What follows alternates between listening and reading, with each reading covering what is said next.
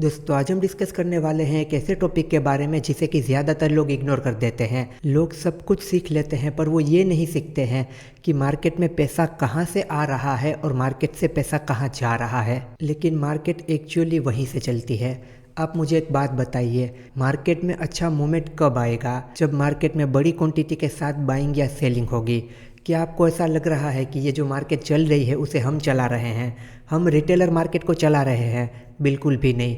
Market को चला रहे हैं बड़े प्लेयर, और उन बड़े प्लेयर के पास बहुत ही बड़ा पैसा है। उनके पास इतना बड़ा पैसा है जितना पैसा हमने कभी देखा भी नहीं होगा। तो मार्केट पैसों से चलता है। मार्केट में जब बड़ा पैसा आता है तब मार्केट में मूवमेंट आता है, चाहे वो सेलिंग की तरफ हो या फिर बाइंग की तरफ हो। हम रिटेलर कितने पैसों से ट्रेड करते हैं? 5,000, 10,000, 20,000, 1 लाख, 5 लाख, 10 लाख, 1 करोड़, 5 करोड़। इतना पैसा भी मार्केट में कुछ भी नहीं है। तो हम रिटेलर मार्केट को नहीं चला रहे हैं।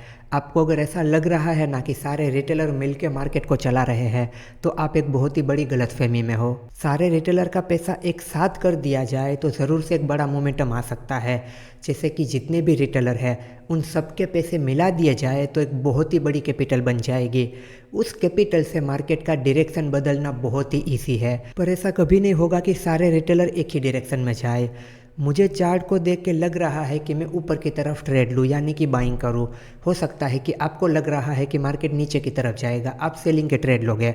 कोई है उसे लग रहा है कि मार्केट आज वोलेटाइल रहेगा, कोई है उसे लग रहा है कि मार्केट साइडवेज रहेगा। तो हम सबका अपना अपना एनालिसिस होता है, कोई बाय करेगा कोई सेल करेगा, यानी कि सब लोग अलग अलग डायरेक्शन में जाएंगे। तो हम रिटेलर के पैसों से मार्केट नहीं चलती है, और ऐसा नहीं हो सकता कि सारे रिटेलर एक ही डायरेक्शन में जाए। तो हम रिटेलर से तो मार्केट नहीं चल रही है, तो मार्केट को कौन चला रहा है? ये मार्केट में बड़े बड़े मूवमेंट आ रहे हैं, वो कहाँ से आ रहे हैं? वो उन लोगों के पास से आ रहे हैं जिन लोगों के पास बहुत ही बड़ा पैसा है, जिन लोगों के पास अरबों खरबों में पैसा है। तो ये कौन लोग हैं जो कि मार्केट को चला रहे हैं, जिन लोगों के पास अरबों खरबों रुपए हैं? देखिए, अगर आपको पता चल गया ना कि ये बड़े प्लेयर किस डायरेक्शन में जा सकते हैं, तो उसी डायरेक्शन में हम ट्रेड करके कुछ ना कुछ कर सकते हैं। हमें इनके पीछे पीछे चलना होता है, इनके साथ लड़कर हम कभी भी नहीं जीत सकते हैं। आपने कहावत सुनी होगी, समुंदर में रहकर मगरमच्छ से दुश्मनी कभी नहीं करनी चाहिए। तो यहाँ पे ट्रेडिंग में रहकर इन बड़े लोगों से दुश्मनी कभी नहीं करनी चाहिए, यानी कि इनके अगेंस्ट कभी नहीं जाना चाहिए, क्योंकि इनके अगेंस्ट हम जाएंगे तो हम कभी भी जीत नहीं पाएंगे। हमें ये पता लगाना है कि ये लोग किस तरफ जा रहे हैं और हमें भी उसी तरफ जाना है। अब तक आप समझ चुके होंगे कि मैं किसके बारे में बात कर रहा हूँ। मैं बात कर रहा हूँ FII और DII के बारे में। आज के लेक्चर में हम FII और DII को बिल्कुल बेसिक टू एडवांस समझेंगे। अगर आपको इनके बारे में पता है फिर भी आपको बहुत सारी चीज़ें जानने को मिलेगी। अगर आपको इनके बारे में बिल्कुल भी नहीं पता, आज पहली बार आप इनका नाम सुन रहे हो, फिर भी आप ये पूरा लेक्चर देखोगे तो आपको इनके बारे में सब कुछ पता चल जाएगा और आप बहुत अच्छे से एनालिसिस कर पाओगे। पर मैं ये टॉपिक स्टार्ट करूँ उससे पहले ही मैं आपको ये बता देता हूँ, किसी भी एक चीज़ को देखकर कभी भी ट्रेडिंग नहीं की जाती। जैसे कि आज आपने FII DII का डेटा सीख लिया, फिर आप कहते हो कि मैं हर बार FII DII को देख कर ट्रेड करूँगा। इनका डेटा देखा चलो बाय कर लेता हूँ, इनका डेटा देखा चलो सेल कर देता हूँ। ऐसा कभी भी नहीं करना है। आपको सारी चीज़ों को प्रॉपर तरीके से एनालिसिस करना है। आपको चार्ट देखना है, ऑल ओवर ट्रेंड देखना है, मार्केट का स्ट्रक्चर देखना है, उनके साथ ही अदर चीज़ों को आपको जोड़ना है। सिर्फ आपने कोई भी डेटा देख लिया, कोई भी इंडिकेटर देख लिया या और कोई भी चीज़ देख ली उसके बेस पे ट्रेड करने गए, ऐसा बिल्कुल भी मत करना। तो ये FII और DII यही बड़े प्लेयर है, यही बड़ी इंस्टीट्यूशन है जो कि मार्केट में बड़ा पैसा लाती है और मार्केट से बड़ा पैसा निकालती है। और इन्हीं के आने से और इन्हीं के जाने से मार्केट में एक बहुत ही बड़ा मोमेंटम होता है। तो सबसे पहले हम इनके नाम का मतलब समझते हैं। FII का क्या मतलब होता है, DII का क्या मतलब होता है, उसके बाद इन्हें डिटेल में समझते हैं। तो पहले बात करते हैं FII के बारे में। FII का क्या फुल फॉर्म होता है? ये जो FII है वो शॉर्ट फॉर्म है। FII का फुल फॉर्म होता है फॉरेन इंस्टीट्यूशनल इन्वेस्टर। क्या फुल फॉर्म होता है FII का? F से फॉरेन, I से इंस्टीट्यूशनल और I से इन्वेस्टर, फॉरेन इंस्टीट्यूशनल इन्वेस्टर, ये मतलब होता है FII का। तो यहाँ पर इस नाम में एक वर्ड है फॉरेन। फॉरेन का क्या मतलब होता है आपको पता है? आपको पता ही होगा, फॉरेन का मतलब तो सबको पता होता है। इंडिया के बाहर के जो देश होते हैं उसे हम फॉरेन कहते हैं। जैसे कि अमेरिका, यूके, यूरोप, ये जो बाहर की कंट्री है इसे हम फॉरेन कहते हैं, इसे हम फॉरेन कंट्री कहते हैं। चलो इतनी बात क्लियर हो गई। अब आगे क्या है, इंस्टीट्यूशनल इन्वेस्टर। तो इन्वेस्टर का मतलब भी हमें पता है। इंस्टीट्यूशनल का क्या मतलब होता है? इंस्टीट्यूशनल का मतलब होता है बड़ी कंपनी। बड़ी बैंक भी हो सकती है, हेज कंपनी भी हो सकती है, एएमसी कंपनी भी हो सकती है, कोई इंश्योरेंस कंपनी भी हो सकती है। तो आपको एफआईआई का मतलब पता चल गया, फॉरेन इंस्टीट्यूशनल इन्वेस्टर। मतलब कि भारत के बाहर की जो बड़ी बड़ी कंपनियां हैं वो है एफआईआई। पर वो एफआईआई कब बनेगी? हमारे देश के लिए, हमारे मार्केट के लिए वो एफआईआई कब बनेगी? जब वो हमारे देश में इन्वेस्ट करे तब। जब वो हमारे शेयर मार्केट में आके इन्वेस्ट करे, ट्रेड करे, तब हमारे लिए वो एफआईआई होगा। अगर वो किसी अदर कंट्री में वहाँ पे ट्रेड करते हैं, इन्वेस्ट करते हैं, तो वो उन लोगों के लिए एफआईआई होंगे, हमारे लिए नहीं होंगे। तो एफआईआई का मतलब आपको अब क्लियर हो गया।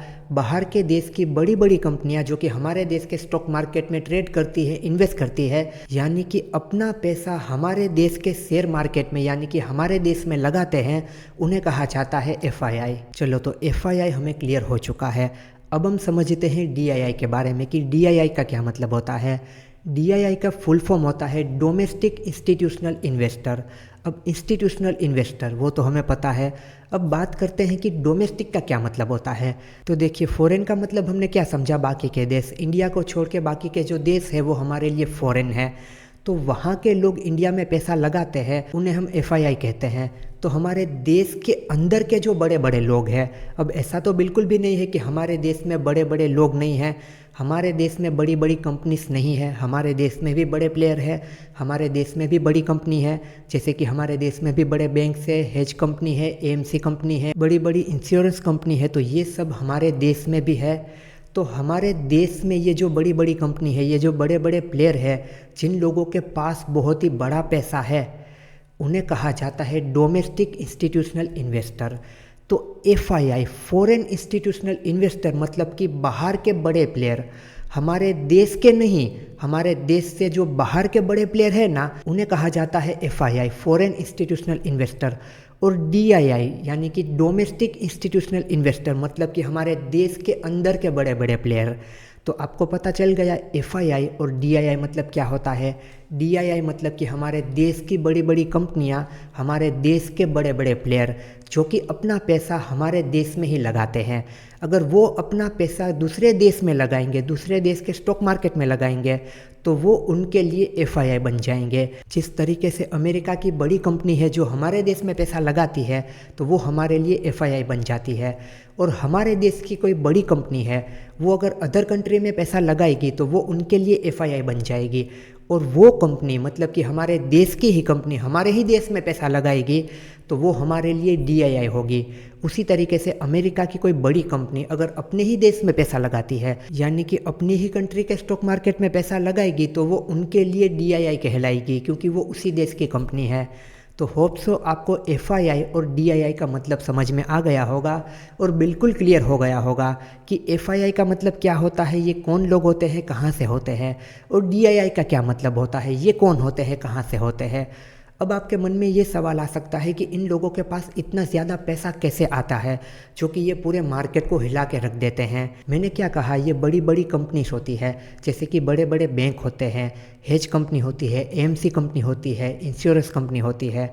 तो उनके पास तो बड़ा पैसा होता ही है ना। जैसे कि कोई म्यूचुअल फंड कंपनी है तो उनके पास पब्लिक का बहुत ही बड़ा पैसा होगा। हम हमारा पैसा जो बैंक में रखते हैं और उन पैसों पर वो हमें कुछ ना कुछ इंटरेस्ट देते हैं, तो वो कहाँ से लाते हैं? इन पैसों को स्टॉक मार्केट में लगाकर, इन पैसों को स्टॉक मार्केट में इन्वेस्ट करते हैं, फिर वहाँ से वो रिटर्न लाते हैं और उसमें से कुछ रिटर्न हमें देते हैं। हम लोग म्यूचुअल फंड में एसआईपी करते हैं, तो वहाँ से थोड़ा थोड़ा पैसा करके उन लोगों के पास एक बहुत ही बड़ी अमाउंट जमा होती है। तो वो जो बहुत ही बड़ी अमाउंट होती है, उस अमाउंट को वो स्टॉक मार्केट में इन्वेस्ट करते हैं, उस अमाउंट से वो स्टॉक मार्केट में ट्रेड करते हैं, यानी कि बड़ा पैसा लगाते हैं। और उसी बड़े पैसे से यहाँ पे ट्रेडिंग में बड़े बड़े मोमेंटम आते हैं। जब पैसा आता है तब भी बड़ा मोमेंटम आता है, जब पैसा निकलता है तब भी बड़ा मोमेंटम आता है। तो ये बात भी आपको पता चल गई कि एफआईआई और डीआईआई के पास इतना ज़्यादा पैसा कैसे आता है। ये एक पूरा फॉर्म होता है, पूरा इंस्टीट्यूट होता है। हो सकता है कुछ लोगों का ये ग्रुप भी हो, एक बहुत बहुत ही बड़ी बैंक ना हो, कोई एएमसी कंपनी ना हो, म्यूचुअल फंड कंपनी ना हो। कुछ केस में हो सकता है कि ये कुछ लोगों का ग्रुप हो जिनके पास बहुत ही ज़्यादा पैसा है और वो मार्केट में इन्वेस्ट कर रहे हैं, ऐसा भी हो सकता है। तो अल्टीमेटली इन एफआईआई और डीआईआई के पास पब्लिक का पैसा ही होता है, यानी कि हमारा पैसा ही होता है। हमारा ही पैसा वो लाते हैं, एक बड़ा पैसा बनाते हैं और उस बड़े पैसे को स्टॉक मार्केट में लगाते हैं और हमारा लॉस करवाते हैं। हमारा लॉस करवा के खुद प्रॉफिट कमाते हैं और उस प्रॉफिट में से थोड़ा सा प्रॉफिट हर साल हमें इंटरेस्ट के रूप में देते हैं। अब आ गया समझ में? तो यहाँ पर हमारे पैसों से ही हमारा लॉस करवाया जाता है। अब लोगों का एक कॉमन सवाल होता है कि एफआईआई ज़्यादा पावरफुल है या फिर डीआईआई ज़्यादा पावरफुल है, क्योंकि लोग अक्सर पूछते हैं हमें कौन सा डेटा देखना है, कौन सा डेटा ज़्यादा एक्यूरेट है, किस डेटा का ज़्यादा भरोसा करना चाहिए और इन दोनों में ज़्यादा पावरफुल कौन है, मतलब कि दोनों में से ज़्यादा मार्केट में किसकी चलती है। तो देखिए, वैसे देखें ना तो एफआईआई और डीआईआई दोनों का डेटा इंपॉर्टेंट होता है, पर अगर हमें यहाँ पे नंबर देना है तो एफआईआई को मैं 1 नंबर दूंगा, डीआईआई को मैं 2 नंबर दूंगा कि पहले रैंक पर एफआईआई आएंगे। अगर आपको इन दोनों में से पहले किसी का डेटा देखना है तो आप एफआईआई का देख सकते हो। ऐसा मैं क्यों कह रहा हूँ उसका रीज़न समझते हैं। देखिए, एफआईआई का जो व्यू होता है ना वो ज़्यादातर शॉर्ट टर्म का व्यू होता है और हमें क्या करना होता है, शॉर्ट टर्म की ट्रेडिंग करनी होती है। तो एफआईआई क्या करता है, ज़्यादा अपना पैसा इन्वेस्ट करके नहीं रखता है, वो शॉर्ट टर्म की ट्रेडिंग करता है, यानी कि वहाँ पर मोमेंटम जल्दी आता है। तो ज़्यादातर एफआईआई का पैसा यहाँ पे ट्रेडिंग के व्यू से लगा हुआ होता है और ये एफआईआई ऑप्शंस में भी ट्रेड करता है, फ्यूचर में भी ट्रेड करता है। तो इस वजह से इसका व्यू शॉर्ट टर्म का होता है। और अगर बात करें डीआईआई की, तो डीआईआई का डेटा क्या ज़रूरी नहीं है? ऐसा बिल्कुल भी नहीं है। डीआईआई का डेटा भी ज़रूरी है, पर डीआईआई का व्यू ज़्यादातर लॉन्ग टर्म इन्वेस्टमेंट का होता है।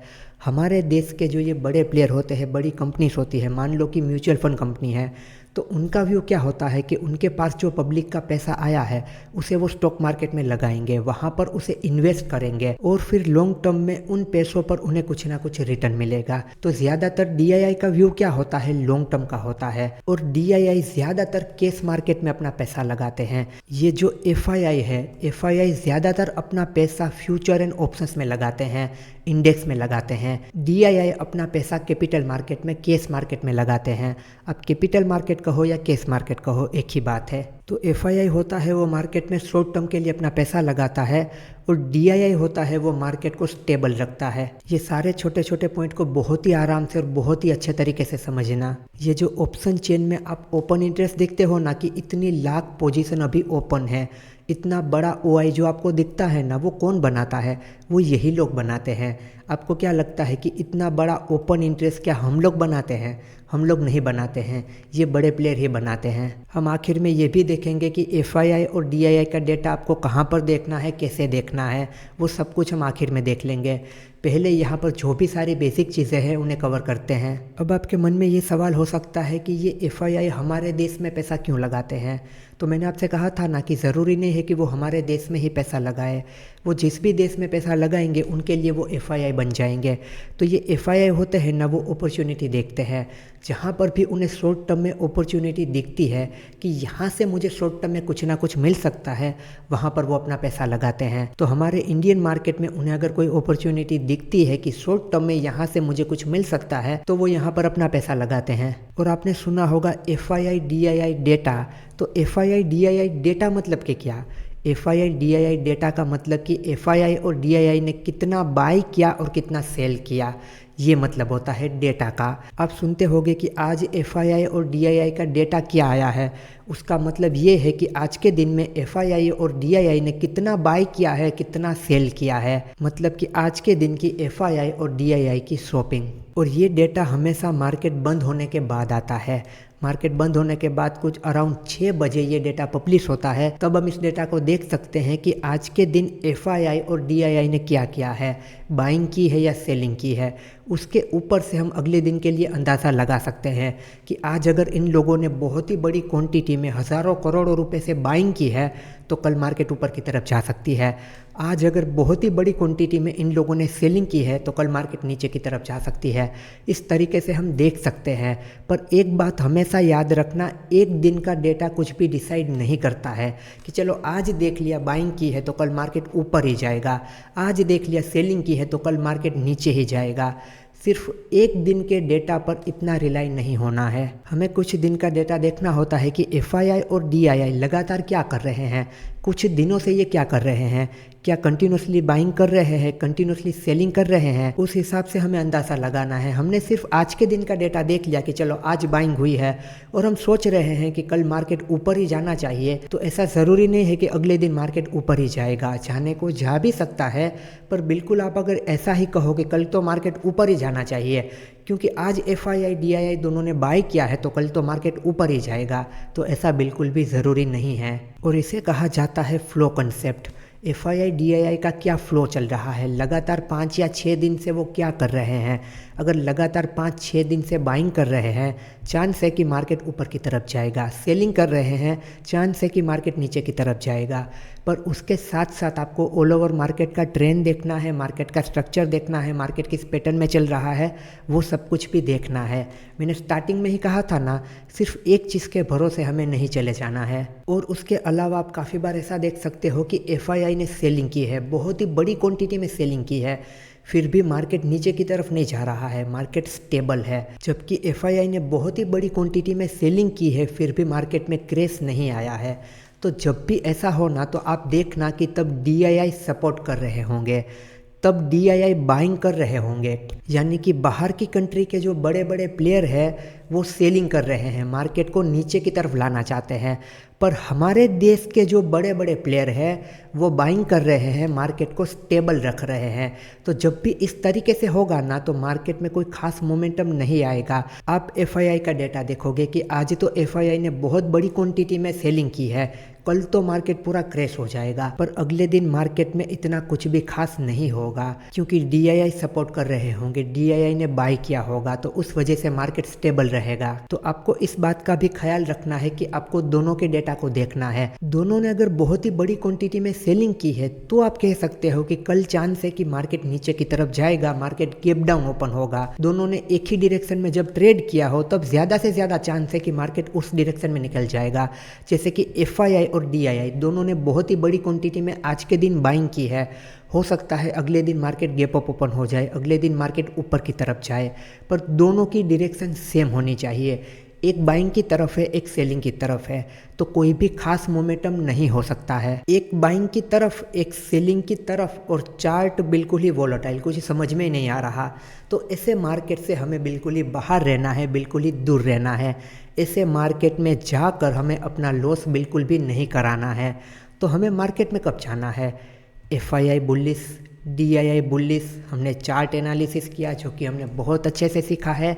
चार्ट का स्ट्रक्चर भी बुलिश है, ऑल ओवर ट्रेंड भी बुलिश है, तो हम बाइंग करने के बारे में सोच सकते हैं क्योंकि हर जगह से हमें बाइंग के ही सिग्नल मिल रहे हैं।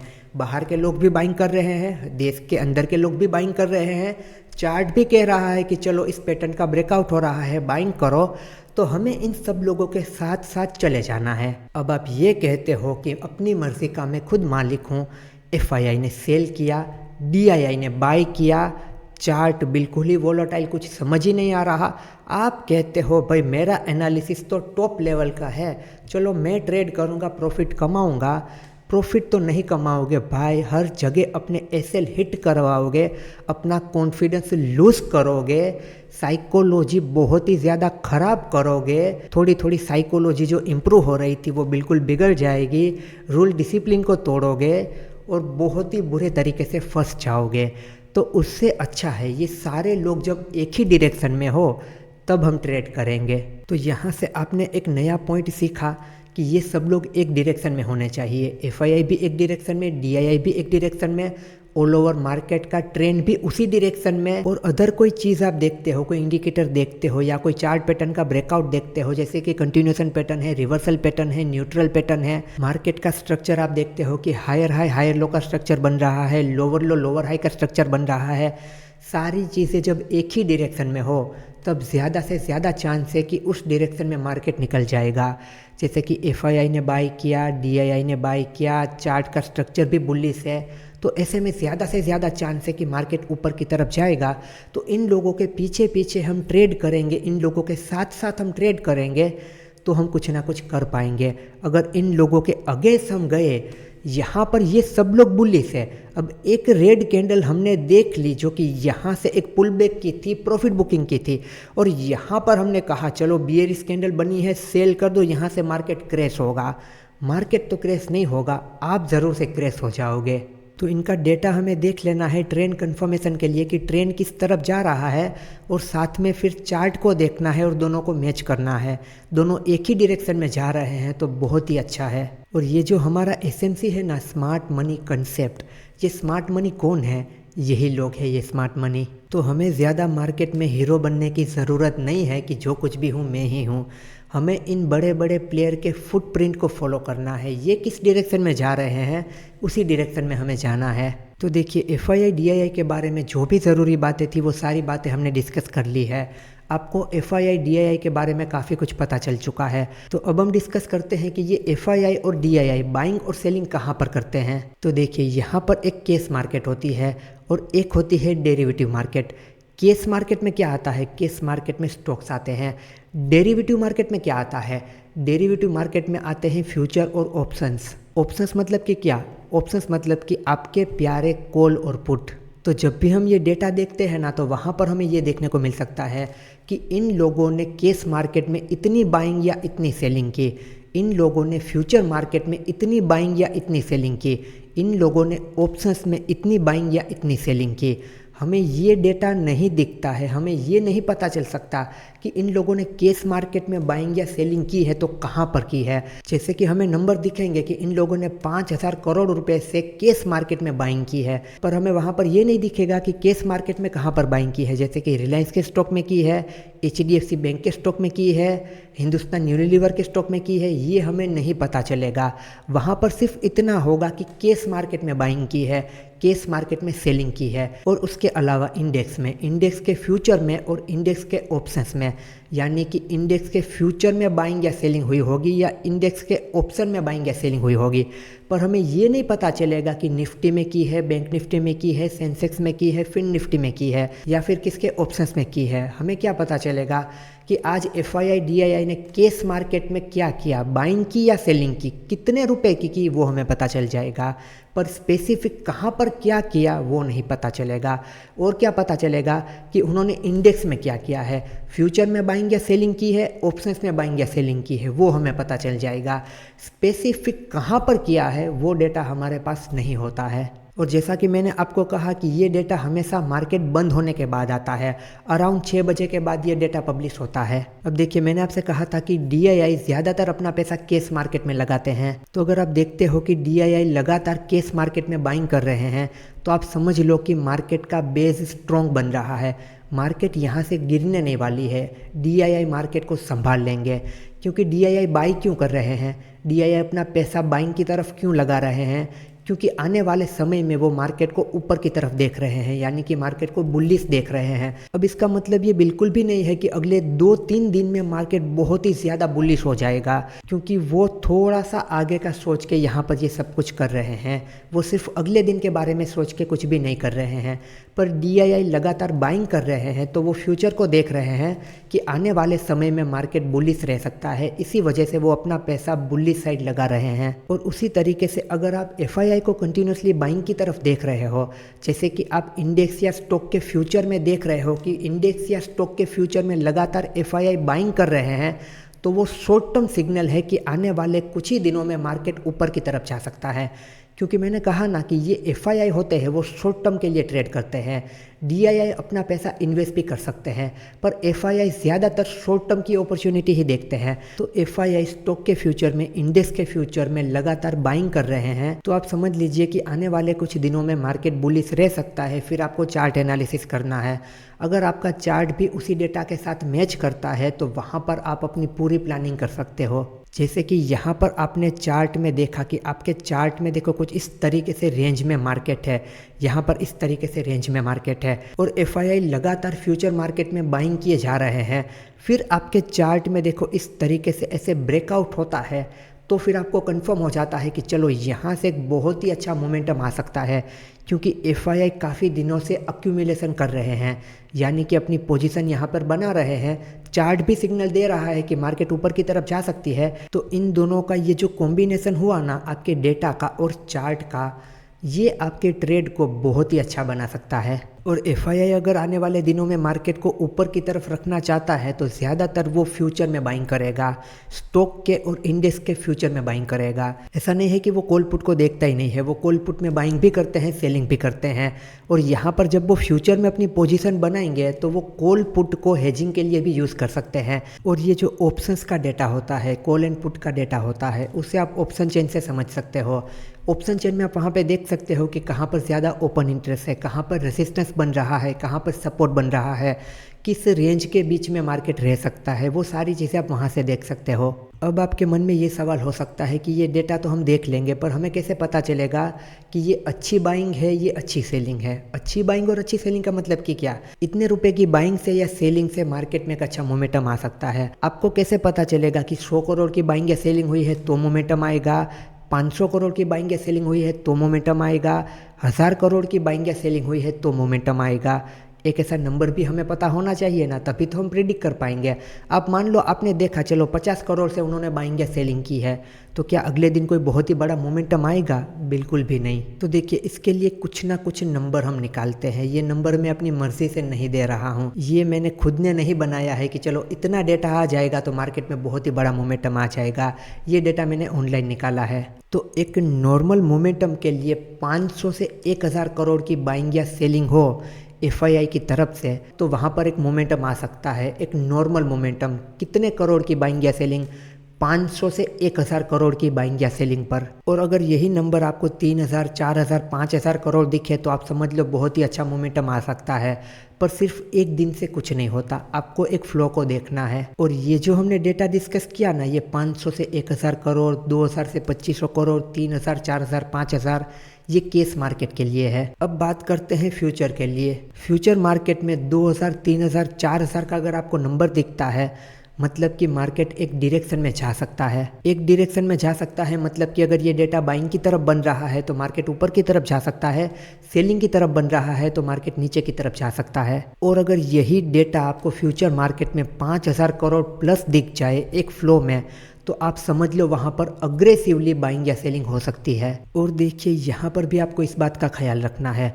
सिर्फ आपने देख लिया कि फ्यूचर मार्केट में सेलिंग चल रही है तो चलो जाके सेल कर दो, ऐसा भी मत करना। आपको यहाँ पर भी देखो, केस मार्केट को भी देखना है और डेरिवेटिव मार्केट को भी देखना है। जैसे कि देखो, केस में बाइंग हो रही है और फ्यूचर मार्केट में भी बाइंग हो रही है तो ज़्यादा अच्छा है।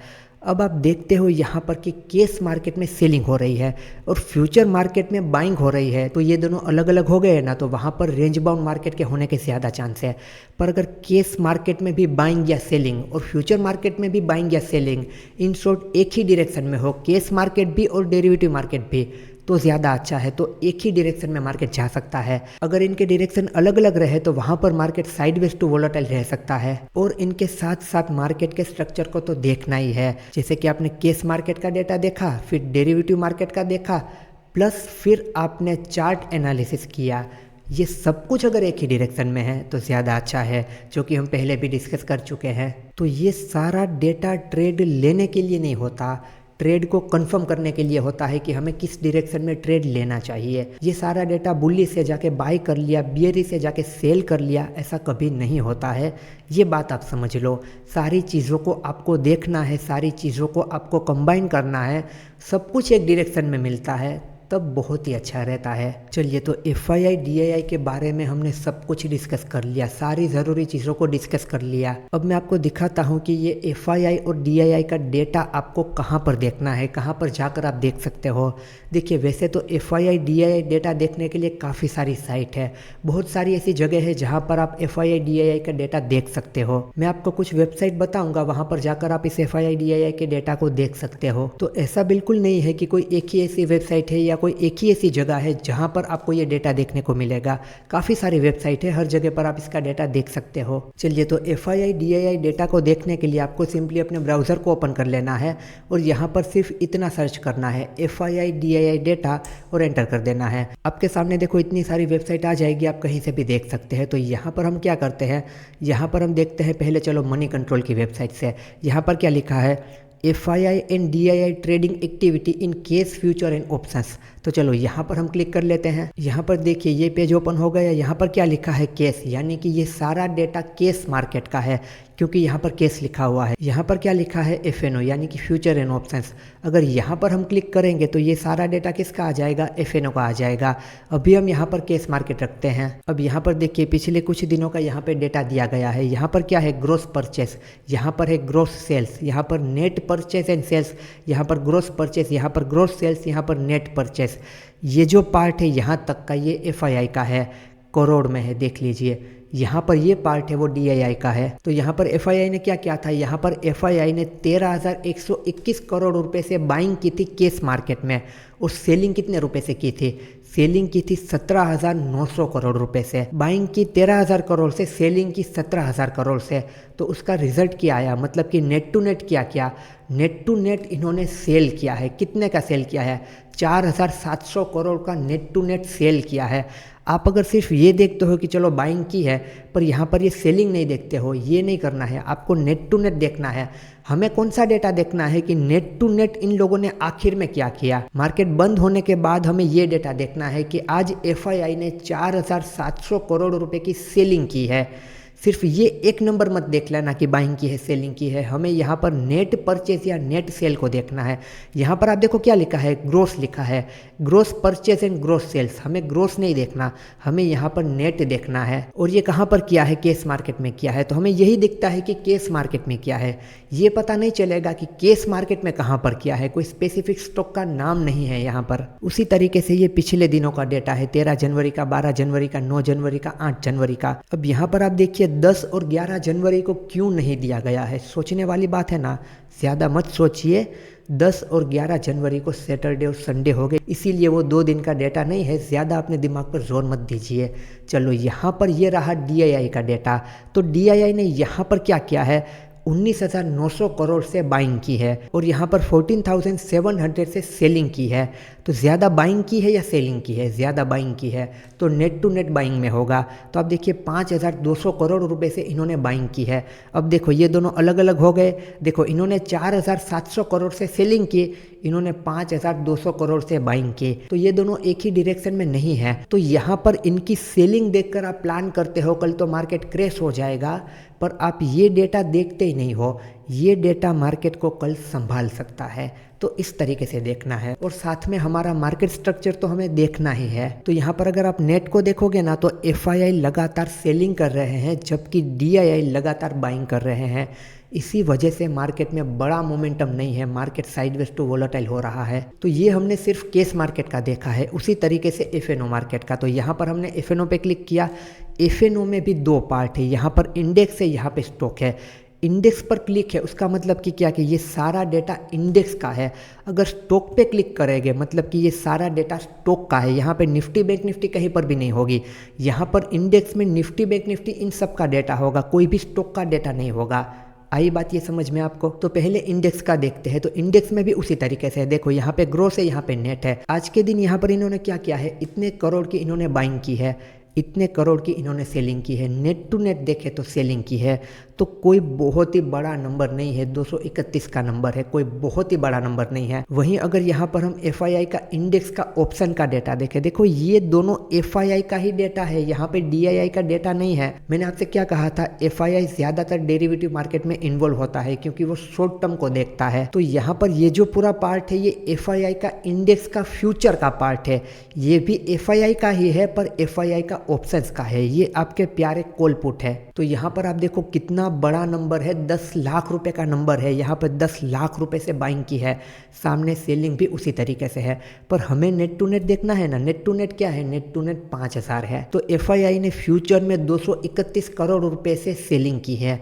पर वहीं उन्होंने ऑप्शंस मार्केट में 5,000 करोड़ से सेलिंग की है। तो यहाँ पर ये कॉल पुट में शॉर्ट सेलिंग चल रही है। और यहाँ पर देखिए इसी तरीके से ये है नेट टू नेट डेटा, यहाँ पर भी नेट टू नेट डेटा, ये है फ्यूचर का, ये है ऑप्शन का। अब उसी तरीके से हम स्टॉक में भी देख सकते हैं कि FII की एक्टिविटी स्टॉक्स में क्या है।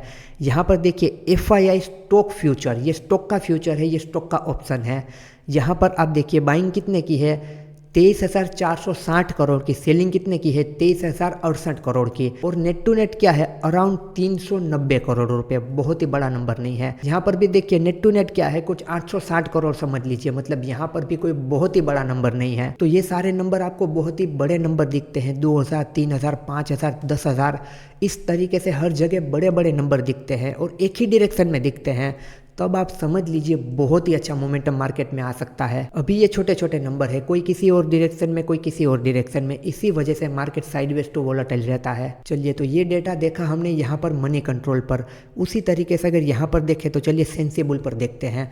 हर जगह आपको डेटा सेम ही दिखेगा, यहाँ पर इनका ये दिखाने का तरीका अलग हो सकता है। देखिए पहले तो यहाँ पर आप देख लीजिए पार्टिसिपेंट कौन है, FII है एंड DII है। फिर सेगमेंट कौन कौन से है, सेगमेंट यहाँ पर है index future, stock future, index option and stock. अगर आप चाहते हो कि मुझे सिर्फ index future and stock future ये दो डेटा ही देखना है तो इन दोनों को हटा दीजिए। अगर सब कुछ देखना है तो इस तरीके से सब कुछ रख लीजिए। और यहाँ पर आप देखिए ये एक ही दिन का दिया गया है, यहाँ से आप डे को चेंज करके देख सकते हैं, यानी कि पिछले दिनों का देख सकते हैं। अगले दिनों का तो ओबियसली कोई नहीं देख सकता है, पिछले दिनों का यानी कि 13 तारीख का देख सकते हैं, 15 तारीख का हम नहीं देख सकते हैं। तो यहाँ पर आप देखिए FII इंडेक्स फ्यूचर, यानी कि इंडेक्स के फ्यूचर में क्या क्या है, तो यहाँ पर तो बहुत ही अच्छे तरीके से ये दिखा रहे हैं। स्ट्रॉन्ग बियरिश, इनके हिसाब से इंडेक्स के फ्यूचर में FII स्ट्रॉन्ग बियरिश है, यानी कि मार्केट को नीचे की तरफ ले जा रहे हैं। स्टॉक के फ्यूचर में क्या है, स्टॉक के फ्यूचर में ये मीडियम बुलिश है, यानी कि ज़्यादा कुछ है नहीं। फिर इंडेक्स के ऑप्शंस में यानी कि निफ्टी बैंक निफ्टी के कॉल पुट में क्या है, मीडियम बियरिश है, यानी कि खास कुछ है नहीं। फिर ये स्टॉक में क्या है, स्टॉक में ये स्ट्रॉन्ग बियरिश है। स्टॉक में और इंडेक्स के फ्यूचर में FII स्ट्रॉन्ग बियरिश है, ऐसा यहाँ पर ये सेंसिबल वाले बता रहे हैं। फिर आगे अगर DII का डेटा देखें तो DII इंडेक्स के फ्यूचर में क्या है, मिड बुलिश है, यानी कि बहुत कुछ खास नहीं है। फिर यहाँ पर ये स्टॉक के फ्यूचर में क्या है, स्टॉक के फ्यूचर में DII स्ट्रॉन्ग बियरिश है।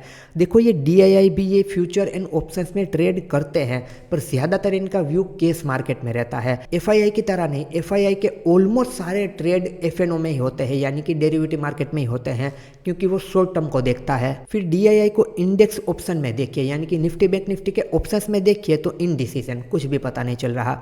स्टॉक में देखिए स्ट्रॉन्ग बुलिश है।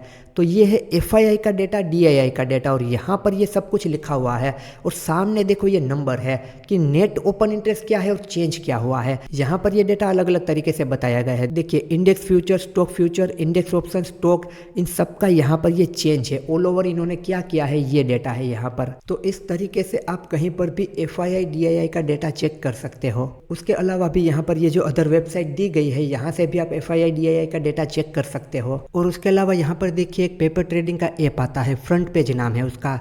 इस पेपर ट्रेडिंग ऐप में भी हमें FII DII का डेटा मिल जाता है। देखिए यहाँ पर आप ये ऐप ओपन करोगे ना तो आपके सामने कुछ इस तरीके से इंटरफेस आएगा। आपको यहाँ पे डिस्कवर में जाना है। डिस्कवर में देखिए आप यहाँ पे क्या लिखा है, option chain, top gainer, top loser, FII DII data, उसके बाद ग्लोबल इंडाइसिस और आखिर में हिट मैप। तो यहाँ पर तीसरे नंबर पर क्या है, FII DII डेटा।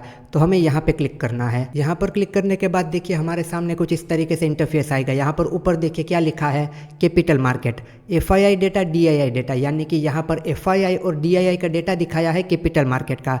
उसके बाद यहाँ पर देखिए FII डेरिवेटिव मार्केट, FII का डेरिवेटिव का डेटा यहाँ पर है, इंडेक्स का भी है और स्टॉक का भी है। उसके बाद यहाँ पर देखिए FII DII केस डेटा, यहाँ पर FII और DII दोनों का केस में डेटा दिखाया गया है। देखिए FII case market, DII case market. और यहाँ पर आखिर में अगर आप जाओगे तो FII डेरिवेटिव डेटा, तो यहाँ पर आप देखिए stock future, stock option, index future and index option, यहाँ पर पूरा टेबल बना के दिखाया गया है।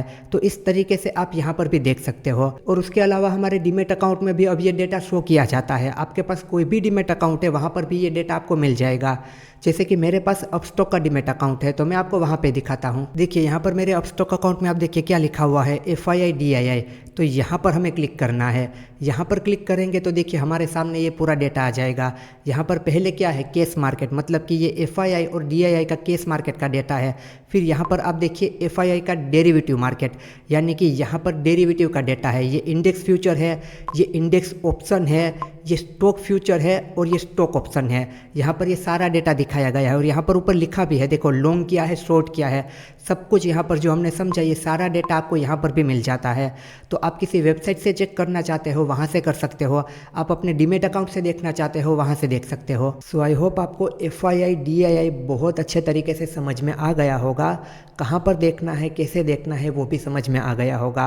और आखिर में एक बात याद रखना, सिर्फ डेटा के बेस पे ट्रेड नहीं होता, सारी चीज़ों को कंबाइन करना है। सब कुछ अगर एक ही डायरेक्शन में है तभी जाकर कुछ होता है, otherwise market sideways to volatile होता है और ऐसे मार्केट में हमारे SL ही हिट होते हैं। तो ये थे हमारे FII और DII। FII यानी कि बाहर का पैसा, DII यानी कि हमारे देश का ही पैसा। चलिए तो इसी के साथ इस टॉपिक को और इस लेक्चर को ख़त्म करते हैं। अब हम मिलेंगे अगले लेक्चर में। एंड दोस्तों, आप अगर टेक्निकल एनालिसिस को बिल्कुल बेसिक टू एडवांस सीखना चाहते हैं तो आप देख सकते हैं मेरा टेक्निकल एनालिसिस का मास्टर कोर्स। ये कोर्स इंडिया का टेक्निकल एनालिसिस का सबसे बड़ा कोर्स है। सारे टॉपिक को यहाँ पे कवर किया गया है, वो भी बिल्कुल आसान भाषा में। इस वेबसाइट पर आप आओगे तो आपको यहाँ पर कोर्स के इंट्रोडक्शन का एक वीडियो मिलेगा। इस वीडियो को आप देखोगे, यहाँ पर कोर्स की सारी इन्फॉर्मेशन है, आपको सब कुछ क्लियर हो जाएगा। और उसके बाद भी कोई भी सवाल रहता है तो आप मुझसे कनेक्ट करके मुझसे पूछ सकते हैं। और अगर बात की जाए कोर्स के कंटेंट की कि यहाँ पर आप क्या क्या सीखोगे, तो यहाँ पर आप देख सकते हैं इस कोर्स में टोटल 24 लेक्चर दिए गए हैं। यहाँ पर इन सारे टॉपिक को बहुत डिटेल में कवर किया गया है। जैसे कि आप देखिए यहाँ पे लाइव मार्केट एनालिसिस, यहाँ पे लाइव ट्रेडिंग करके भी आपको दिखाया गया है कि लाइव मार्केट में किस तरीके से ट्रेडिंग करते हैं। उसके अलावा देखिए इंडिया विक्स ऑप्शन चेन, यहाँ पर देखिए my personal experience and my view on trading, मतलब कि ट्रेडिंग को लेकर मेरा क्या एक्सपीरियंस रहा है, मेरा क्या व्यू है। ये लेक्चर आप देखोगे ना, ये लेक्चर आपकी ट्रेडिंग और आपकी लाइफ दोनों बदल देगा। उसके बाद आप देखिए ट्रेडिंग का सबसे ज़रूरी टॉपिक ट्रेडिंग साइकोलॉजी, उसे भी बहुत डिटेल में कवर किया गया है।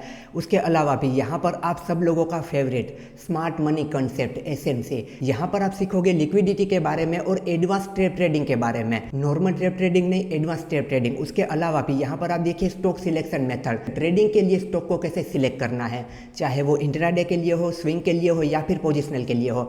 उसके अलावा भी काफ़ी सारे ज़रूरी टॉपिक को यहाँ पर कवर किया है, जैसे कि multiple time frame analysis, important indicator and oscillator, फिर AI बेस्ड ट्रेडिंग, AI को यूज़ करके किस तरीके से ट्रेड किया जाता है। उसके अलावा यहाँ पर पूरा प्राइस एक्शन ट्रेडिंग को डिटेल में कवर किया गया है, बेसिक टू एडवांस तक।